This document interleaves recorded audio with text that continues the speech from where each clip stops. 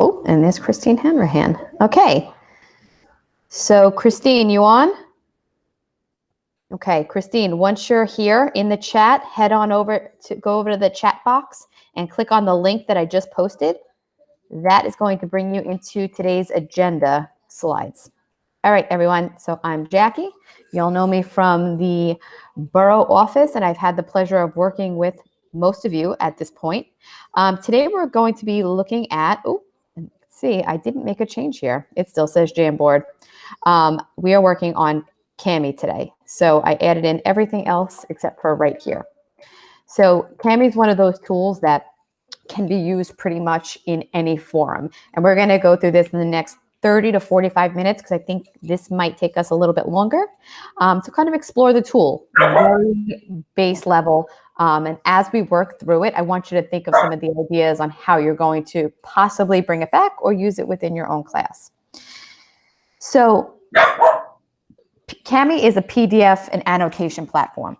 So it doesn't necessarily change a PDF like you would in Adobe, but it allows you to be able to annotate on top of the PDF.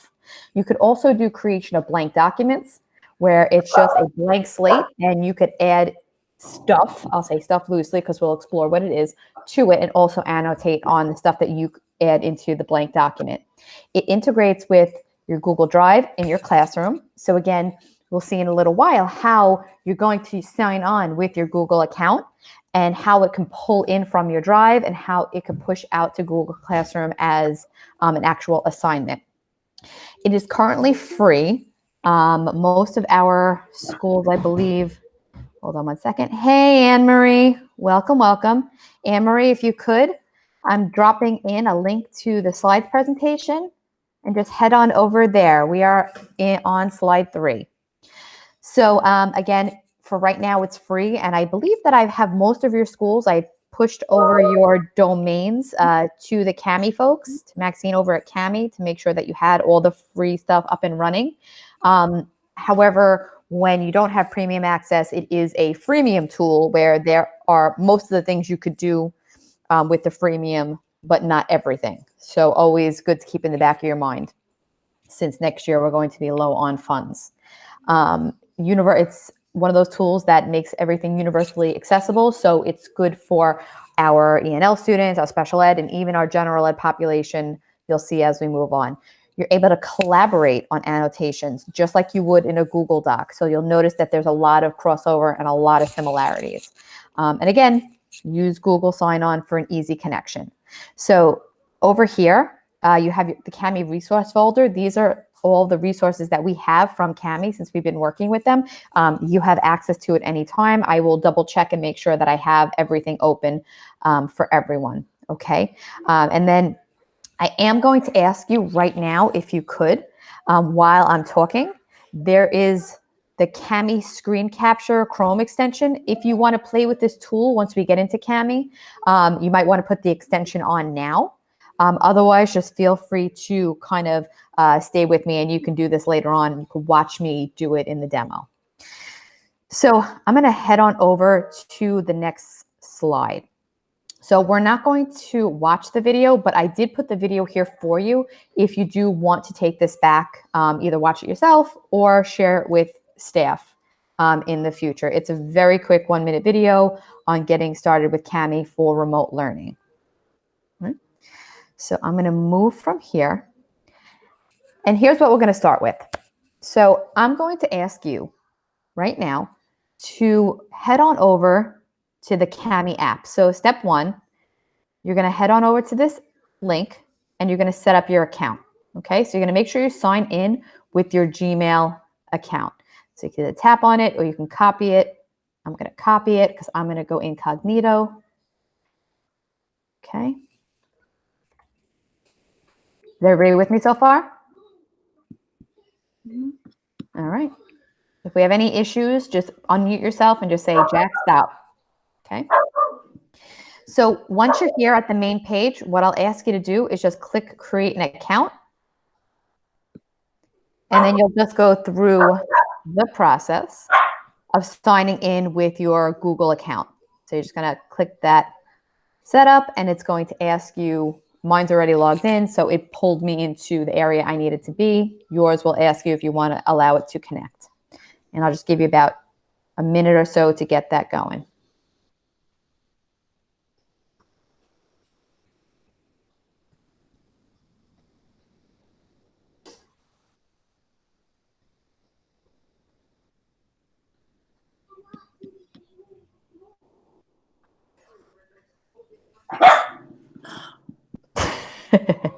Where is my mute button? Scroll down. I'm going to come. Do you see my screen? I see. Okay, good. So scroll down, move your mouse, and you'll see this white bar that pops up. Yes. Do you have the chat box open right now? I do. Okay, tap outside. So click anywhere else on the screen, like click over here and close the chat box. Once the chat box is closed, this bottom will pop up. Got it. All right. Okay. All right, so I'm actually going to come over here. Give me thumbs up. I'm going to try to look at everyone. Thumbs up if you are signed into your account. Not yet? Okay.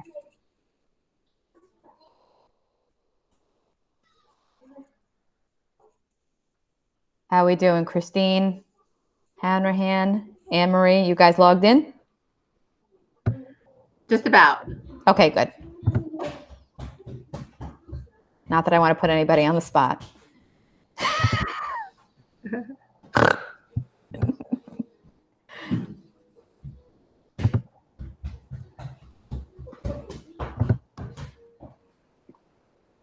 Anne-Marie, you good?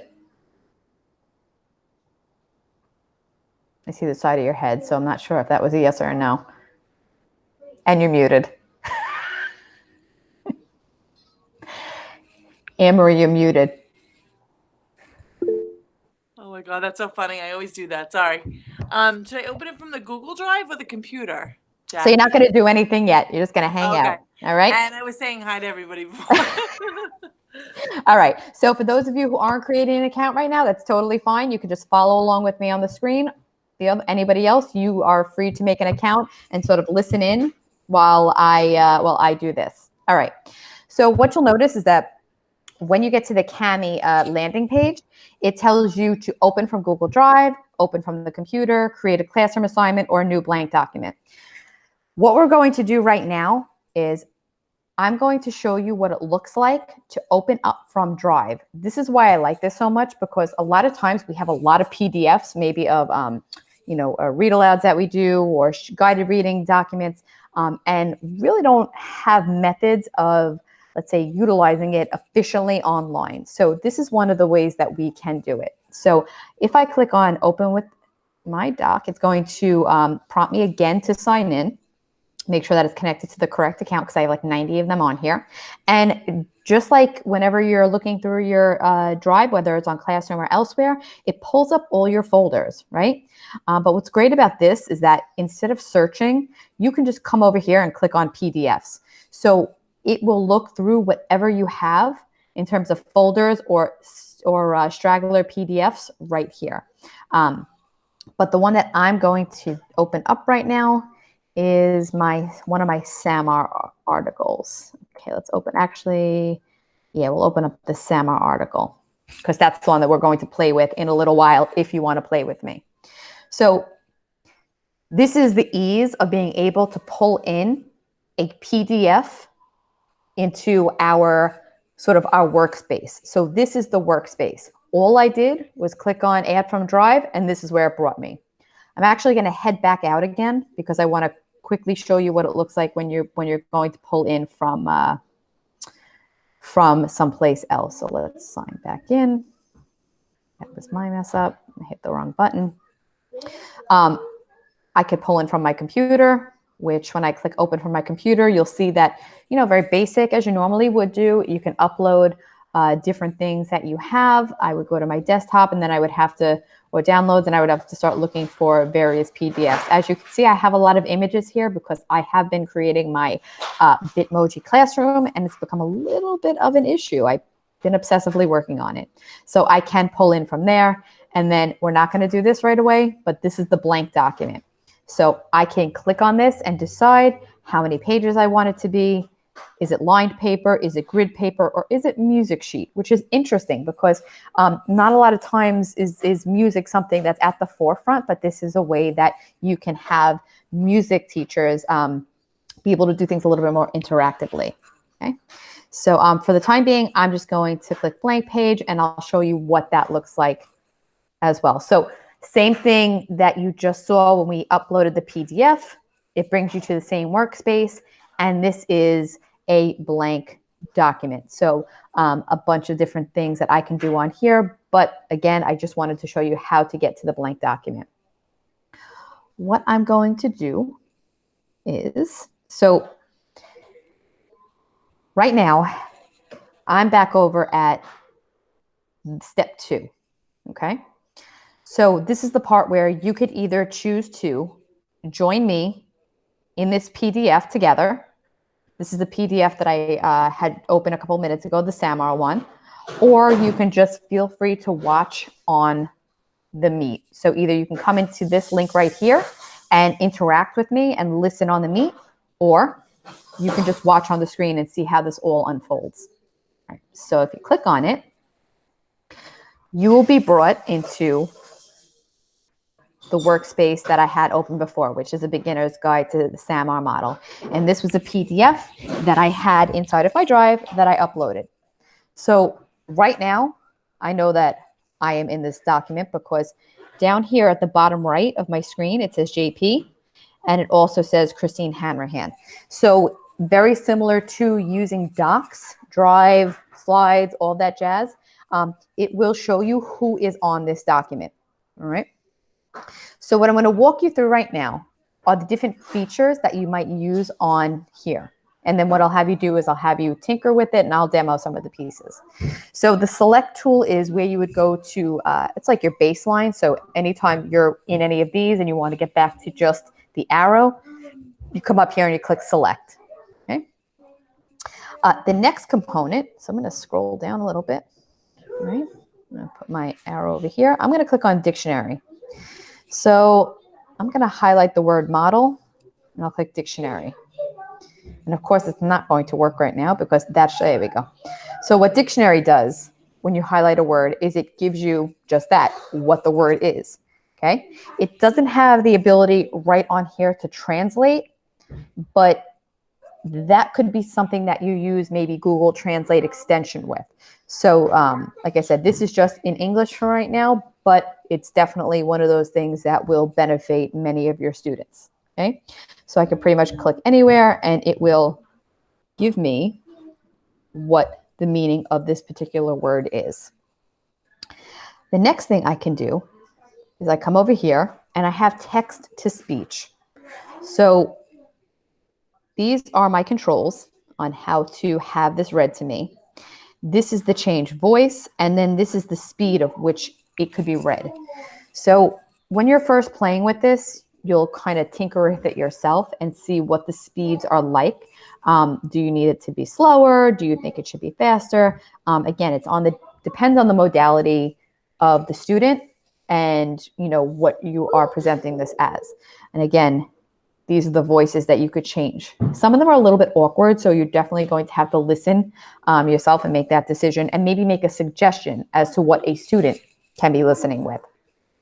One of the other features about this, which is huge, is it has various languages. So if I come down here, I could have this read to me in another language that is translated by Google. So again, for those of you who use Google, which I'm going to say is probably most of you in this room, you have the Google Translate extension, you have Google Translate apps, you have it inside of Docs.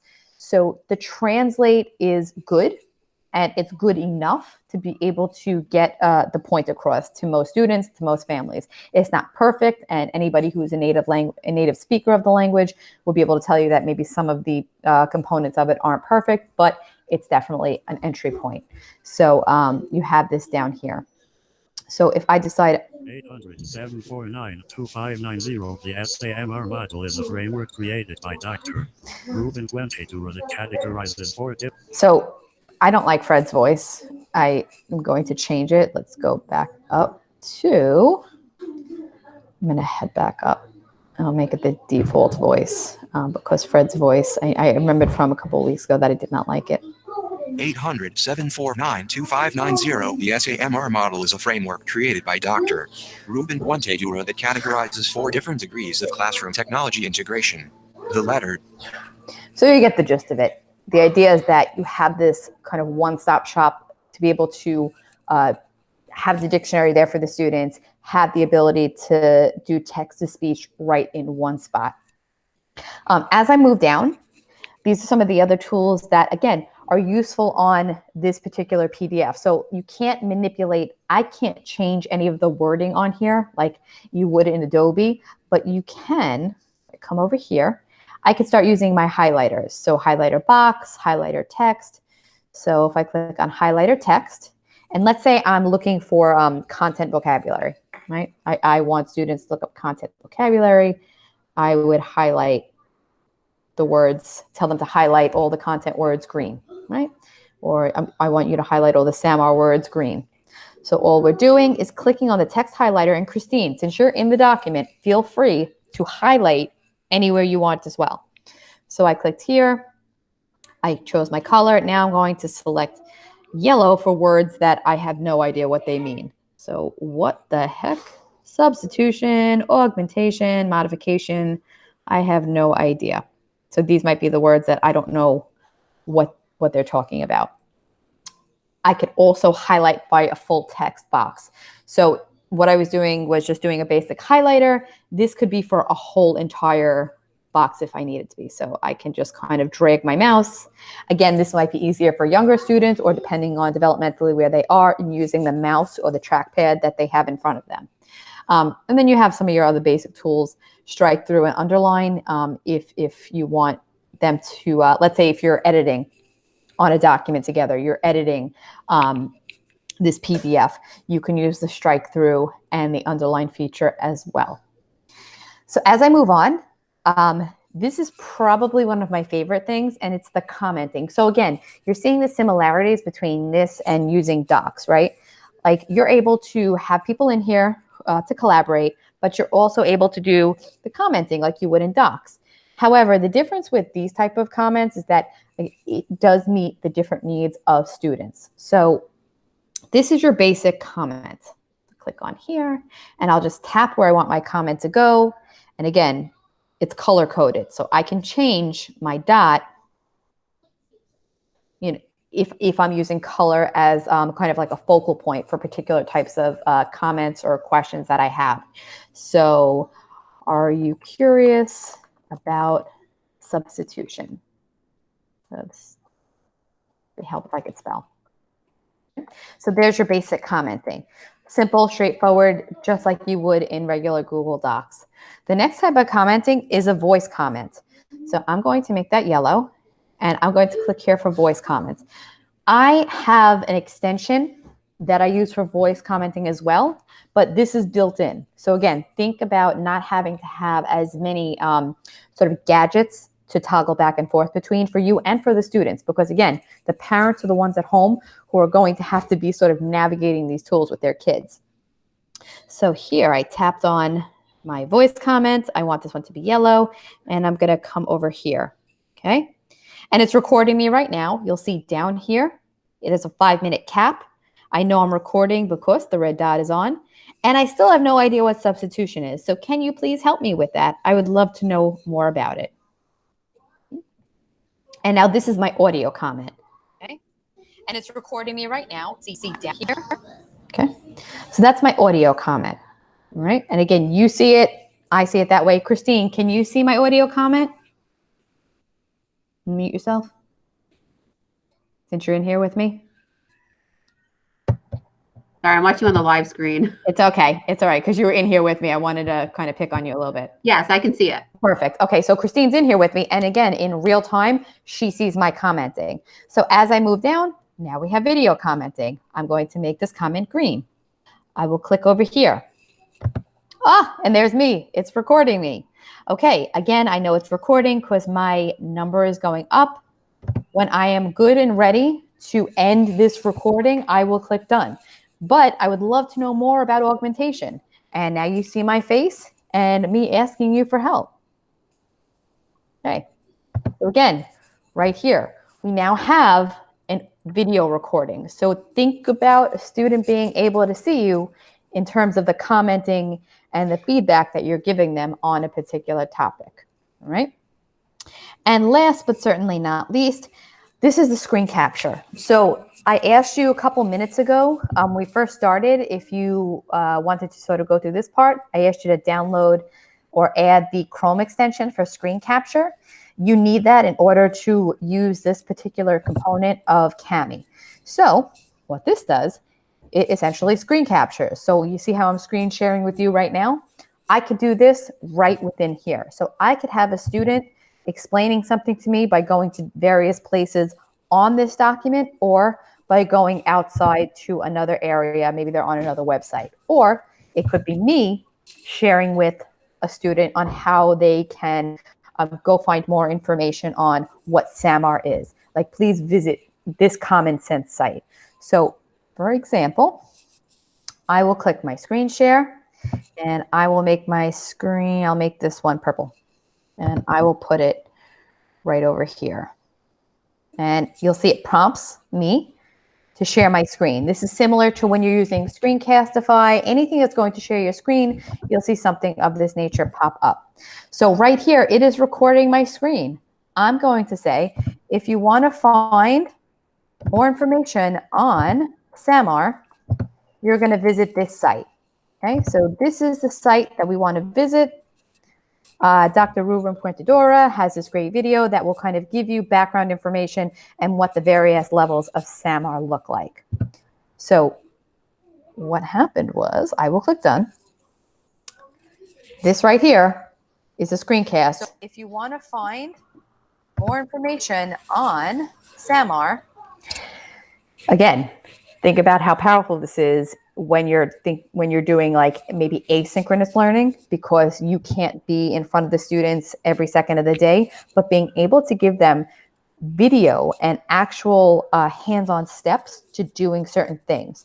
So Screencastify is my favorite, but being able to do something right inside of a document is huge, because again, you don't have to go outside anyplace else. You could live right in here and just be giving information, feedback, resources, and whatever it needs to be done right inside of this.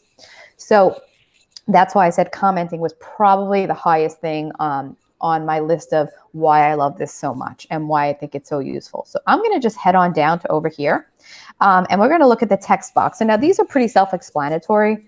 Your text box is just that. It is a text box. You could change your font, change your colors, and you'll notice that when I come over here, I'm going to get a toolbar up on top that's going to allow me to make modifications to whatever it is I type in here. So maybe you are asking students a question. Have you ever heard of Bloom's taxonomy? Taxonomy. Yes, again, spelling, right? So I say this, I could bold it, right? I can move it over. I can change the coloring. I could change my text right here. Ooh. Gotta love those pop-ups. I have pop-ups happening all day long, and I'll be in a meeting and I'll be sharing my screen like I am with you now, and I pray to God sometimes that it's nothing inappropriate, so I apologize ahead of time.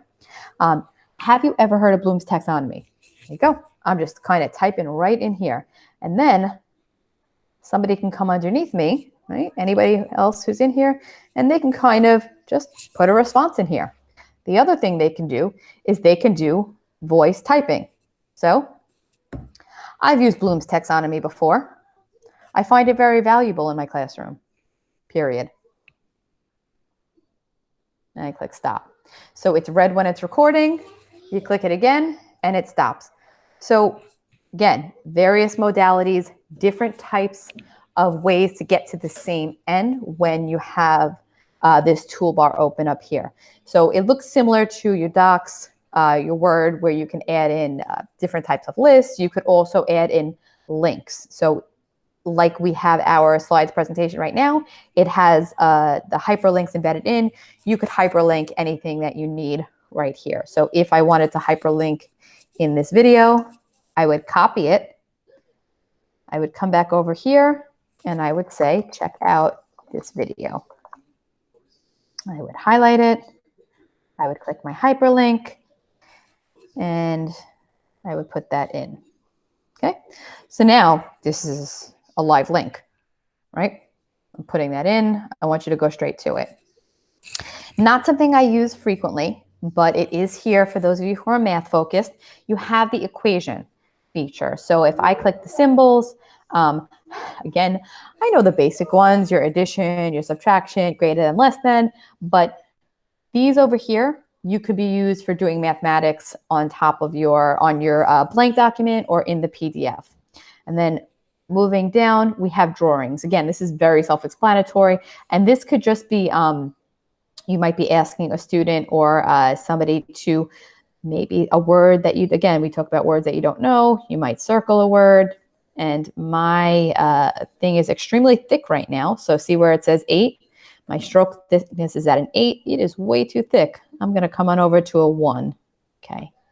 And I'm going to change to blue. I might underline this. I might underline that. Whatever it is that you need to use the drawing feature for. Again, this might come in handy when you are talking about math. Not as simple when you're using a trackpad or a mouse, but a touch screen. Like if you had a Chrome touchscreen or like one of those yoga type computers, the whole drawing aspect becomes easier. For those of you who use Seesaw, you know that it's probably a lot easier on your iPads or iPhones. I know that when my son's using Seesaw, it's never fun on the computer, even though he has more patience than me to be drawing with the mouse pad, but all fun and games.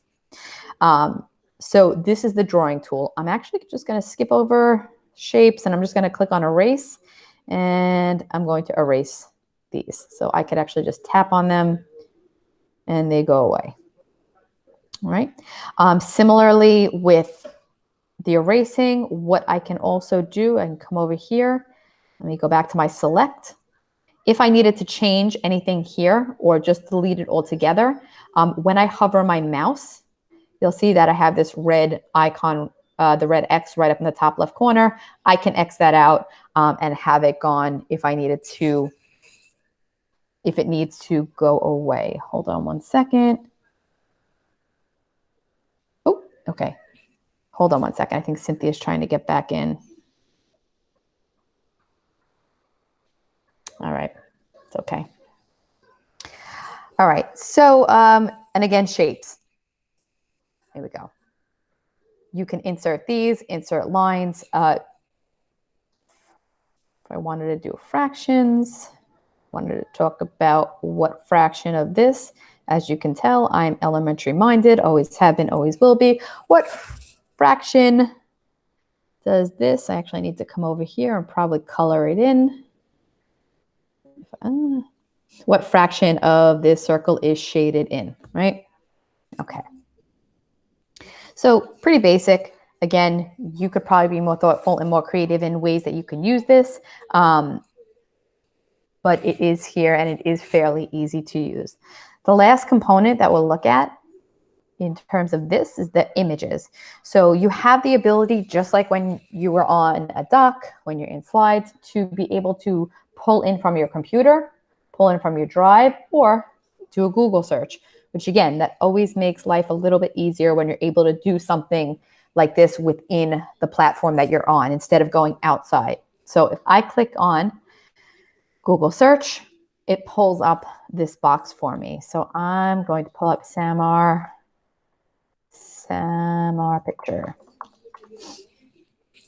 Okay, and we get all these different pictures. So I'm going to insert this one. Okay, and I'll just click it to drop. I could always move it. I could always move it someplace else if I want. So I can always pull it, you know, wherever it's not covering words. But I could insert my own images at will. So what you'll notice about this is that when I hover over it, it says JP. Anytime you share this document, like I did with Christine, it will show attribution as to who put what where. So it won't just be random things popping up. It will show you when you click on it who put that object or who did that is in your document. So I'll be able to know if Miss Apola put in a bad word, or I'll know if Cynthia, did all the highlighting of the second section and maybe needs some support. So you're able to tell right from here when you hover over who put what onto the document. But again, if I come over here, pull in from Drive or pull in from my computer. Let's pull something in quickly from my computer. I will pull in desktop.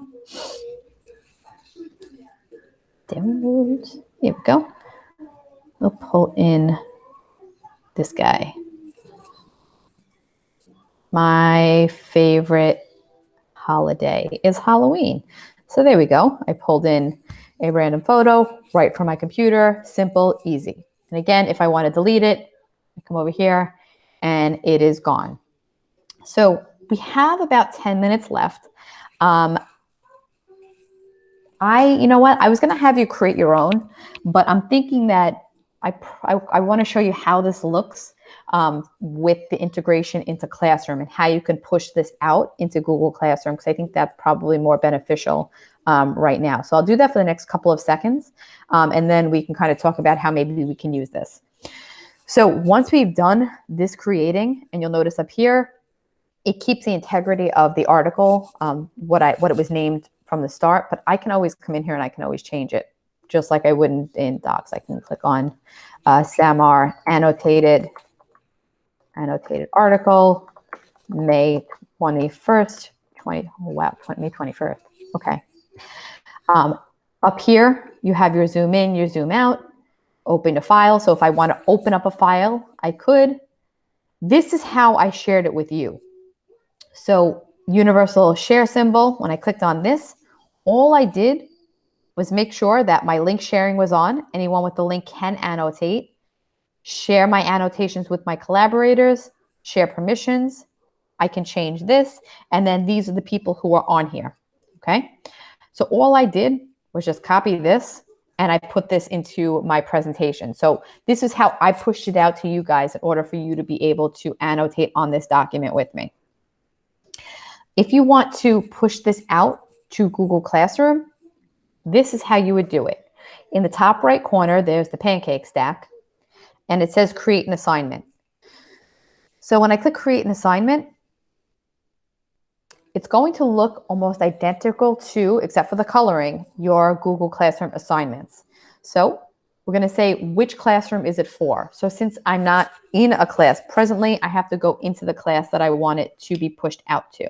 So since I use my online learning class, that's the class it's going to. It's going to populate all the students that are in that class. So I could push this out. Again, if it's a scaffold or if it is for differentiation, depending on what type of lesson this is, I might push it out to all students, or I might only push it out to some students. So it might be for Contessa, these 4 people, all right? And then I'll come over here. And do I want it to be published or a draft? I want it to go out to them automatically. So I would get SAMR article, annotations. And then I'll say to them, please add your thoughts into the PDF. Be sure to listen to my notes and add in any comments that you have about the topic. Okay.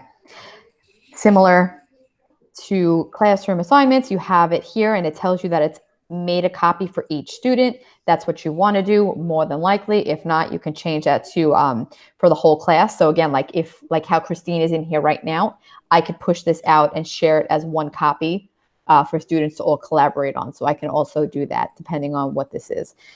There is no point value. I can make my due date, have it scheduled for right now, and making sure that it goes into the topics that I need it to be in. So I want it to be in today's assignment. Okay. This is something you're going to want to do. This document right here is in that resource folder that is on that slide. Send the Kami instructions to students. So what we just did when we first signed on, if you did do it, students will have to do the same thing to get their accounts linked to their Google. So there's going to be Kami instructions for the students that'll be attached to this assignment if this is maybe the first time they're doing it. And these are also instructions that you would want to give out to them probably ahead of time as well. So it's good to kind of do it twice. So I click assign, and this goes out to my students. And it's also saving a copy inside of my drive. So there's a folder inside of your drive that is called Kami Uploads, and it is inside of there as well. So assignment was created. I want to show you what it looks like from the student end. So I have a couple more minutes. I'm going to go into Alice Apple and show you what it looks like for a student who was just pushed out to. Okay, get out of here. I'm going to come over to Classroom. Actually, we'll start fresh. I'm going to open an incognito window. And again, I say this to everyone. I think it's a good idea for everyone to have either friends where you're in the classrooms, have a dummy account, whatever it is, to be able to see what it looks like when you're working on a new platform so that you know what students are seeing. Alice Apple at strongschools.nyc. And it's amazing that I remember Alice's password. All right, so here's Alice's class, online learning. She's a student in here. Okay. So we're going to come on over to classwork, and I put it under today's assignment. Here we go. Today's assignment. This is the one that I just pushed out as a teacher to Alice, the SAMR article. I open it up, and like I mentioned to you, these are the Kami instructions. So I sent her the instructions for her to be able to get Kami up and running on her device to make sure that her account is set up. What happens when I tap on it, you'll see it's just a PDF. And it tells Alice step 1, step 2, step 3, all the way down with some images with it. Okay, you might want to translate this into another language when sending this out to students that are ENLs. Then I'll click on the actual assignment. And you'll notice right up here, because now me as Alice, I have this downloaded on here. Alice now has the option to open this with Kami. And that's what they're going to do. So again, it takes a little bit of time to get them used to and maybe demoing what they should be doing, maybe creating a tutorial video on how to do it. But they would open with Kami. And now Alice is going to be in here, and you'll see this is Alice being prompted to sign in. So give it a second. It might automatically sign in. And Alice Apple is in. I see her initials up here. And she will now see the document that I pushed out to her for today's work. And you'll see on here, these are the comments and directions that were on there for her to be able to complete the assignment. I did a whole lot of talking. So I'm going to come on back over to you guys and stop sharing my screen. What are some of the ways, just from looking at this at the base level, that you think that you can use this?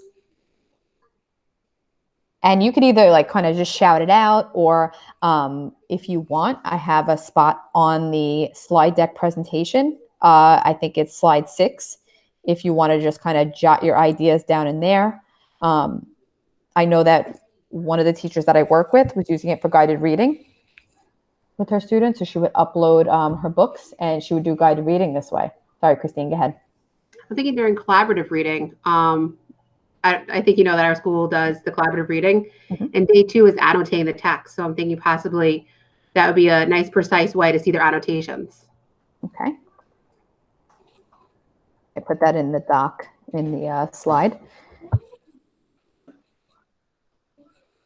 Anyone else have any ideas? I mean, you can always put them in at another time. But it's definitely a way to kind of get yourself thinking, you know, you could use this pretty much for anything. And it could be as basic as you want it to be, or it could be as elaborative as you want it to be. But what grade level could you see this working with?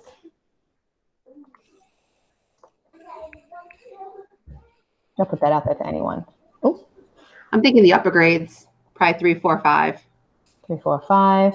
Okay. Anne Marie said, I think the text to speech provides access to more students and any grade. Okay. Any grade.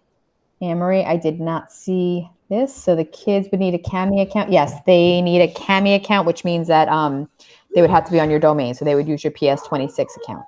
Okay. So yeah, definitely I probably 3, 4, 5. But like I said, the woman teacher at 55, Stacey Crabb, who does guided reading, she uses it with first grade.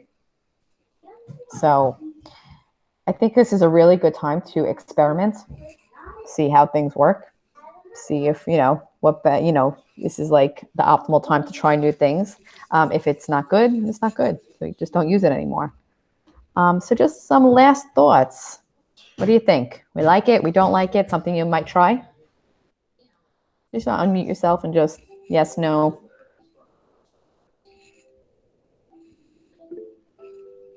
Anne Marie says yes with an exclamation mark. I'll take that.